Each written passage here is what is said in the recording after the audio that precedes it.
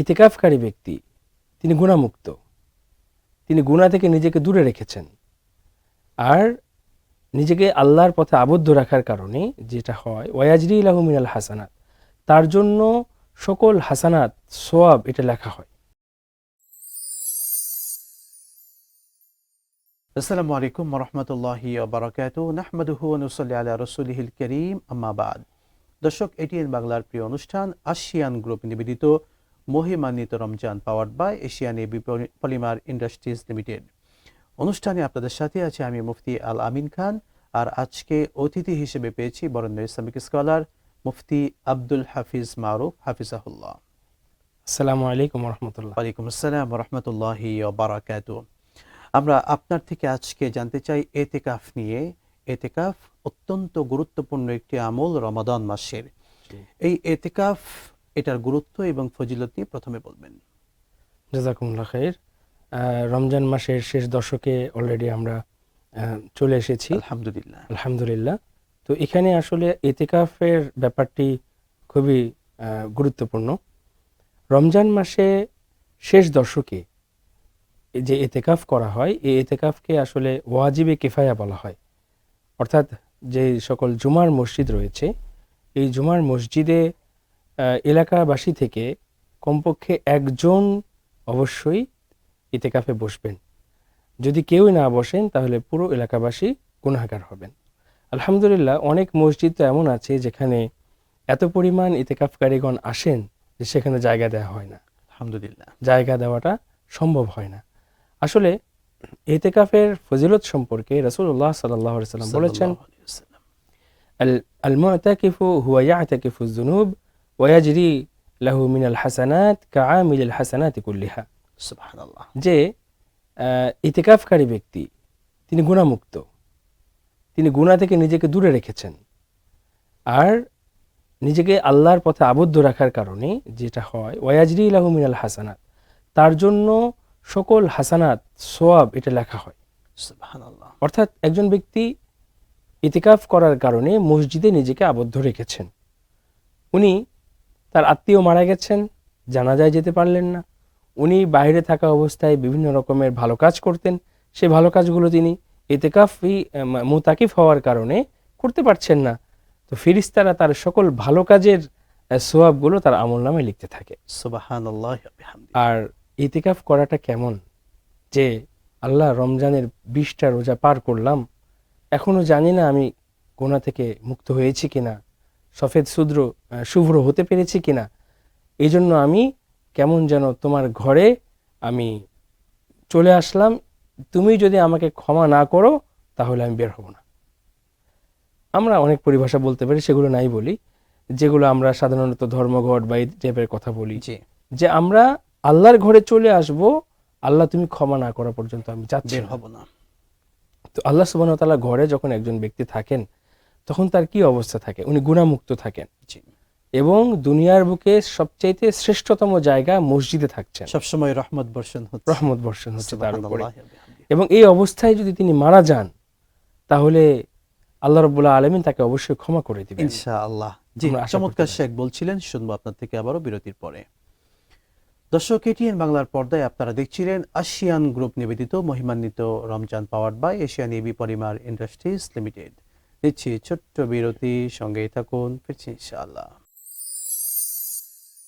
ঢাকা উত্তর সিটি কর্পোরেশনের অনুমোদিত আবাসিক প্রকল্প আশিয়ান সিটি। এককালীন মূল্য পরিশোধে রয়েছে বিশেষ ছাড়। রেডি প্লট রেজিস্ট্রেশন নিয়ে এখনই বাড়ি করুন ঢাকার প্রাণকেন্দ্র আশিয়ান সিটিতে। আশিয়ান সিটি, আপনার অভিজাত ঠিকানা। No tension.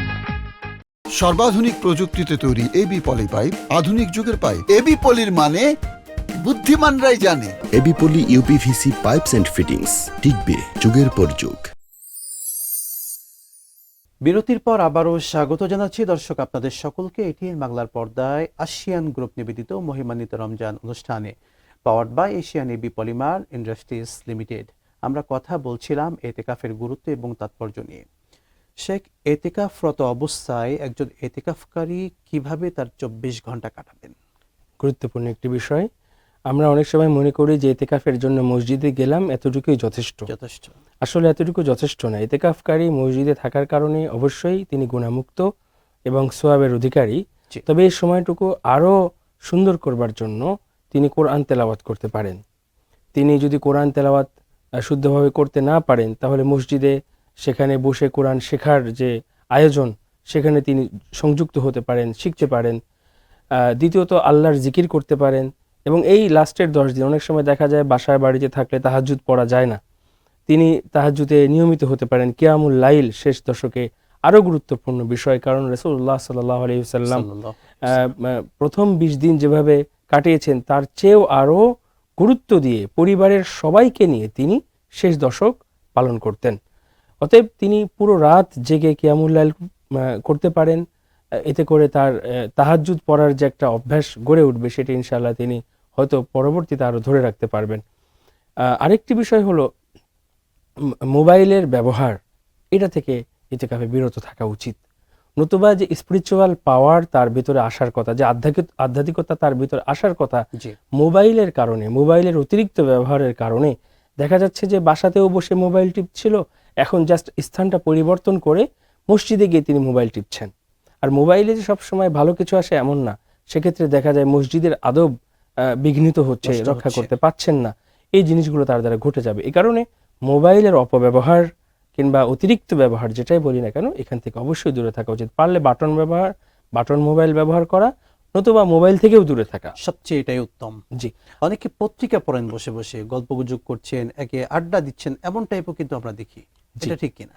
এটা ঠিক নয়, বরং এটাতে হয় কি, ইতিকাফের যে মূল উদ্দেশ্য সেটা বিঘ্নিত হচ্ছে। ইতিকাফের আরেকটা উদ্দেশ্য হলো আল্লাহর থেকে ক্ষমা চাওয়া, তওবা বেশি বেশি করা।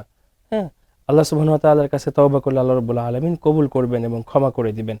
অতএব এই সময়গুলোকে কাজে লাগিয়ে তিনি বেশির থেকে বেশি আল্লাহর কাছে দোয়া করবেন এবং যে কোনো ধরনের গল্পগুজব এগুলো তিনি এড়িয়ে চলবেন। মা বোন যারা আছেন তারা যদি চান ইতিকাফ করতে, তারা তাদের বাসার মধ্যে যেটা তার বেডরুম তাকে তিনি ইতিকাফের জন্য নির্ধারণ করবেন এবং বিনা কারণে তিনি ওই বেডরুম থেকে বের হবেন না। এবং ইতিকাফরত অবস্থায় স্বামী স্ত্রী একত্রিত হওয়া যায় না, সে বিষয়টি খেয়াল রাখবেন। তাতে করে দেখা যাবে যে মা বোনেরাও এই সময়গুলোকে কাজে লাগিয়ে সোয়াবের অধিকারী হতে পারেন। রাসূলুল্লাহ সাল্লাল্লাহু আলাইহি ওয়াসাল্লামের সময়ে তো মসজিদে এসেই অনেক সাহাবীরা ইতিকাফ করেছেন, মহিলা সাহাবী পর্যন্ত মসজিদে এসেছেন। এখন যেহেতু সেই সেফটির ব্যাপারটা নেই, মেয়েদের জন্য বাসাতেই উত্তম। এবং একজন মহিলা সাহাবী আল্লাহ রাসূল সাল্লাল্লাহু আলাইহি ওয়াসাল্লামকে বলেছিলেন, ইয়া রাসূলুল্লাহ, আমার মনটা চায় আপনার পেছনে নামাজ পড়তে। তো আল্লাহ রাসূল সাল্লাল্লাহু আলাইহি ওয়াসাল্লাম বললেন যে সেটা আমিও জানি, তবে তোমার জন্য উত্তম হলো তোমার বাড়িতে নামাজ পড়া। তোমার বাড়ির মধ্যে আবার তোমার যেটা একান্ত ঘর, ওই ঘরে নামাজ পড়া তোমার জন্য আর বেশি উত্তম। অতএব আমরা নারী পুরুষ সবাই ইচ্ছে করলে ইতিকাফে অংশগ্রহণ করতে পারি। নারীরা ঘরে করবেন, পুরুষেরা মসজিদে করবেন এবং এই ইতিকাফের মাধ্যমে নিজেকে একজন মুত্তাকি হিসেবে, নিজেকে একজন আদর্শ মানুষ হিসেবে, নববী চরিত্রে নিজেকে উজ্জীবিত করে তিনি মসজিদ আল্লাহ থেকে বের তৌফিক হবেন। দান করুন, আমিন। জাযাকাল্লাহু খাইরান। বারাকাল্লাহ। দর্শক মণ্ডলী, এটিএন বাংলার পর্দায় আপনারা দেখছিলেন আসিয়ান গ্রুপ নিবেদিত মহিমান্বিত Ramzan powered by Asian AB polymer industries Limited. বিদায় নিচ্ছি, দেখা হবে আবারও। আসসালামু আলাইকুম ওয়া রাহমাতুল্লাহি ওয়া বারাকাতুহু।